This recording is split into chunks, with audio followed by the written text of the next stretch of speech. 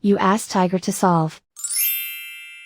This deals with linear equations with one unknown. The final result is x equals 6. Let's solve it step by step. Group all constants on the right side of the equation. Add 9 to both sides. Simplify the arithmetic.